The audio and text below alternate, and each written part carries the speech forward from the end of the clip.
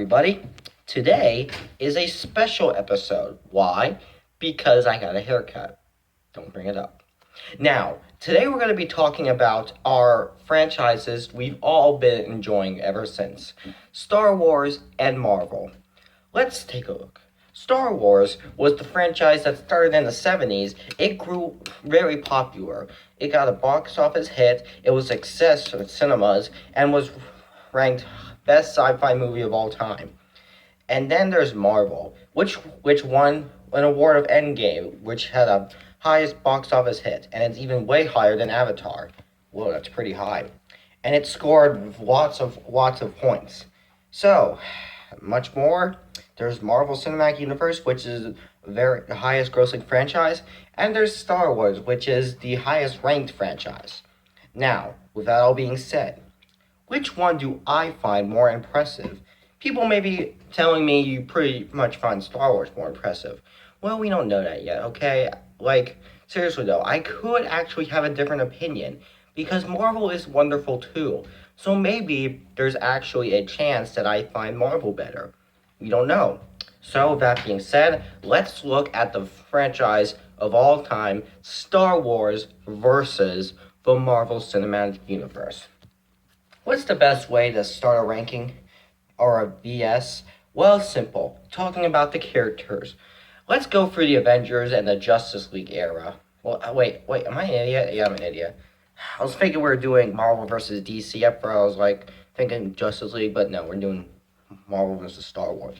The character genre. The most popular and leadership character for the entire MCU is Iron Man.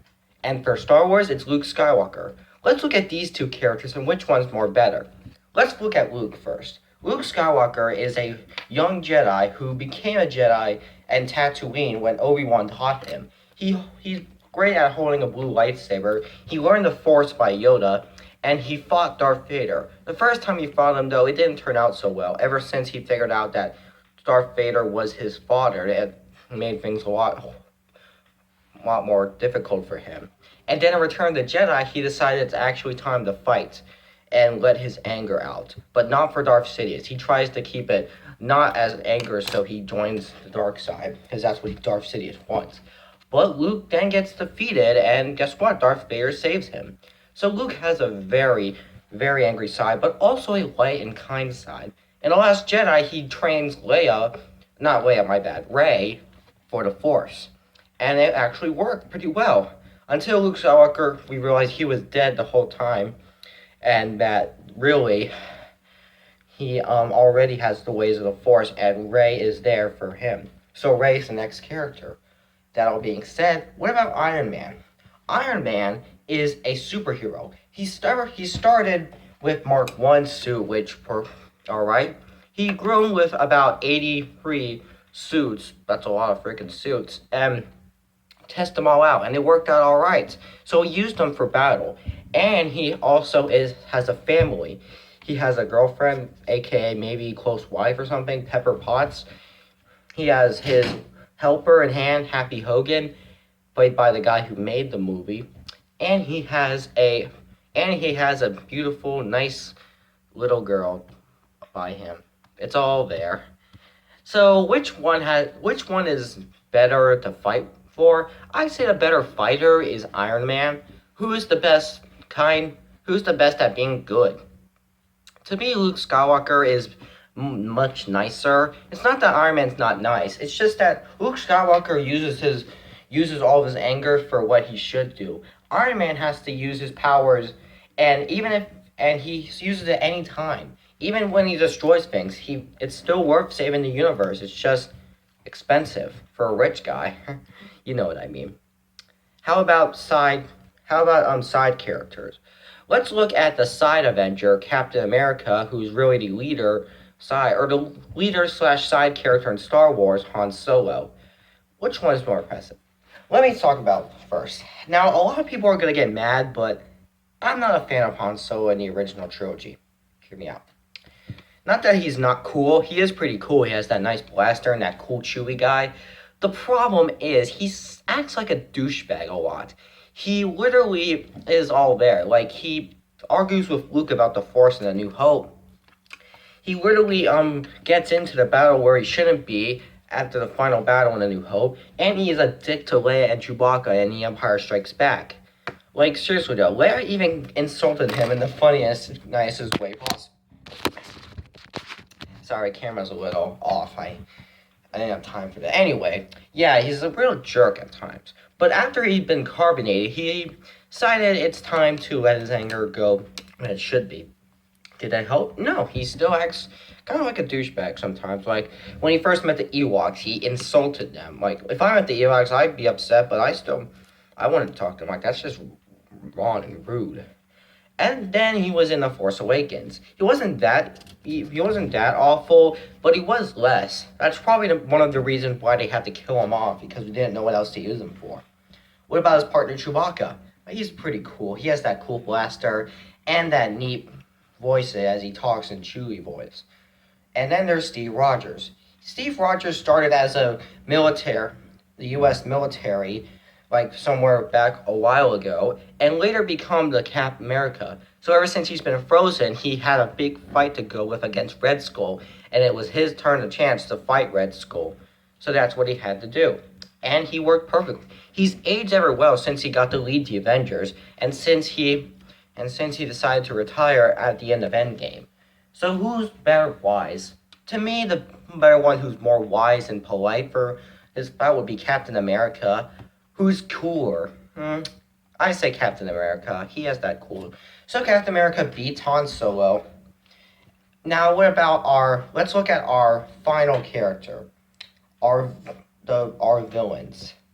I take the chance to fight for the modern Avengers villain and the modern Star Wars villain, or the old Avengers villain and old Star Wars villain.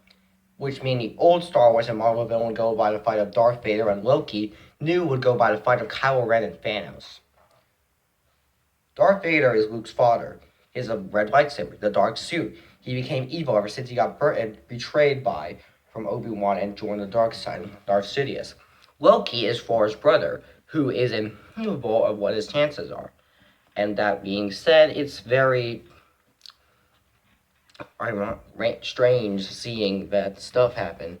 And that being said, Loki got killed in Infinity War because he gave Thanos half Infinity Stones and then tried to stab him, but failed. He thought that would work. What an idiot. Darth Vader froze Darth Sidious off to save Luke ever since he upset and sacrificed himself to get Luke free. Who's less evil? I think Darth Vader is the less evil. Who's better, cooler? Darth Vader. So I'd say Loki's better at being evil. Darth Vader's better at being cooler. And Thanos versus Kylo Ren? Okay, you know where it's going. Kylo Ren's cool, but Thanos is freaking awesome, okay? Look at all of it. You gotta admit, you can beat him over it. How about all the other MCU heroes? We're all good. I have to say, I'll hate the Ultimate Quicksilver and Mantis, but those are the two that suck extremely. For Star Wars, we don't have that many awful characters. I mean, we have Jar Jar Binks and Qui-Gon Jinn, who suck horribly. I'm not a big fan of Yoda's weird performances around acted weird moments in Empire Strikes Back. I loved what he was doing. It's just a little too much, okay? So that being said, I have to say the better characters to follow are Marvel characters, but the better characters to remember for Disney would be Star Wars characters. And the fight will go to Marvel. Marvel beats Star Wars for its characters on it. How about let's go by its genre of, let's say, movies that are included. The MCU has like 23 movies. That's a lot of freaking movies. Star Wars has 8 movies. The 9th one is coming out. I mean, technically there is Rogue One and Solo, but I'm not counting those. They aren't really part of the trilogy. Marvel has more, because Marvel was actually originally planned as just a company. But now, since we got the Ultimate Battle and Infinity War, we're calling it a real franchise of success and stuff. And, yep, that's what it is. So, how does Star Wars work? Well, even though there's not many Star Wars movies, there are I actually like it when there's not that many because you don't have to go through them over and over again. It takes forever. You have enough time to watch all eight of them by the end of 2 week or 1 week. For Marvel, it's gonna take a while to get all 23 movies done before you want to see the next. It's a little tough, and I know they cut it in phases, but that's not really something people would think about choosing as a choice. And that being said, I think the best one to go for its franchise is Star Wars, and Marvel just is too much. I mean, too much is good for Star Marvel, but it's easier to follow in Star Wars. Now, how about the comedy? Well, that's the thing. That's why I find Star Wars attractive. It doesn't focus on comedy. Ever since Marvel started, they wanted to make their action mix with comedy, mostly from the Guardians of the Galaxy. So Iron Man has a lot of comedy, so does Spider-Man in the Guardians of the Galaxy franchise. And that's what mixed in, because all movies were supposed to add laughter along with its action. And did it make the movie successful? Well, it wasn't the main reason, but it was a good chance to stay awake during the movie. In Star Wars, not all the movies have comedy, but that's actually what I prefer because it's not trying to be funny or trying to actually be serious. I mean, The Force Awakens and Last Jedi had comedy, but that's modern. It's when Disney owns it. They have to do that. But with that being said, I think Star Wars is actually really starting to get a little carried away with it. And with that being said, that means that Star Wars has is to no way of being funny. But let's be honest. As much as I love listening to comedy in Marvel movies, I'm gonna give this point to being easier to watch in Star Wars because you don't. They don't have to take it. They need to take it seriously. Marvel's taken seriously, no doubt, but there's parts where they have to take for comedy, and that's really what I'm complaining because they got starting. I know it's Disney, but listen, I love the comedy they're using. I'm just gonna go with Star Wars on this one because, I mean, not everything is great with comedy. Oh, well, there is Spaceballs, but that's nothing to do with Star Wars. That movie's just awful. It's awful, okay? Don't say anything. It's awful. And now let's get on to the final battle, the action. Now, this is going to be tough. Both movies are home to wonderful, wonderful action. It's starting to get a bruise on my finger. Anyway, let's first look at Star Wars action. So, in the first episode, A New Hope, Star Wars had a lightsaber battle with Obi-Wan and Darth Vader. It looked cheap, but it was made in the 70s. I wasn't really expecting something huge and epic. But the way it was done was actually done pretty well. And then there's the final battle with the X-Wings and TIE Fighters. That was wonderful to watch. How about in Empire Strikes Back?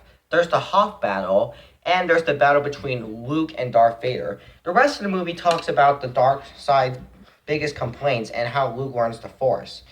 I'm not gonna complain. That is actually pretty smart to put in stuff so we can all calculate what's going on. Because really, I feel like they just want to rush on their action and not really give us anything. But they decided it's time. They gotta start adding more non-action parts to get us in more of the story, if you know what I mean. So if anyone judges that movie, I'm just telling them they should know that it's actually not having much action just to get us in on what Star Wars is, because we need to learn more about the story than the action. How about Return of the Jedi? There's the battle at the Ewoks, there's the Sarlacc pit, but that battle wasn't really as memorable. And then there's the final battle, which is pretty similar, but hey, I can still find it for him. What about in the prequel trilogy? Screw the prequel trilogy. I like the battle with Darth Maul, but it's getting old. The pod racing team, I did not like the pod racing scene. Or how about the fights in Attack of the Clones? Not that it's the worst movie ever, but it certainly is a disaster for Star Wars. And how about the Revenge of the Sith? Ding! It actually does a good job with its fights and all that. And then what about The Force Awakens? Ding! It does. People say it's not good with the action because it's copycat for The Force Awakens, and I mean A New Hope. But in my opinion, I don't care. It's done perfectly well. Last Jedi? Not many, but again, they want to they want to give us more and more on the story, like they do with Empire Strikes Back. Now, let's look at Marvel. Marvel has action in every movie. Let's look at the action in the original Iron Man. Really, it's talking about how he becomes Iron Man, and then really the only battle there is the final battle that we all remember most. Really, and really though, that's really what we need—a final battle. We don't need to the entire movie just being fights. We gotta learn. We gotta learn. I don't want to say that, but learn. I'm almost going into school, but I'm gonna have to say learn. Anyway, what about the Incredible Hulk? Well, this is the first introduction of the Hulk. It wasn't well received for the new Hulk, but it certainly was well budgeted for, and it was certainly better successful than the Hulk from 2003, that's for sure. Same with Iron Man 2. That movie didn't get a lot of good reviews, mainly because the action wasn't their fame. Or how about, let's look at the memorable 4. Lift a hammer, fight Loki in Asgard. It got old, but still was fine at the time. Same with Captain America the First Avenger. Great for the time, but nowadays we're getting more. Now let's look at the Avengers. That changed everything. Everyone loved it. Everyone were calling it the best MCU movie so far, and they all just went nuts for how awesome the action is. Everywhere you go, you just see a wonderful piece of art for Marvel. Now let's go for the sequels of Iron Man 3, For the Dark World, and Captain America Winter Soldier. Iron Man 3 was received very less than compared to the original, but it received more compared to Iron Man 2. And For the Dark World got really unnecessary reviews because of how dumb the villain was. Or how about Captain America Winter Soldier? It was claimed best. It was claimed half people said it was better than the Avengers. Another half said no, of course it's not. Now let's get on to the new part, the Guardians of the Galaxy. They have a lot of action, but they really made the best part to tell us that the performances are good. So they add comedy. Not smart, but hey, I still enjoy watching it. Oh, and yeah, there's Avengers Age of Ultron.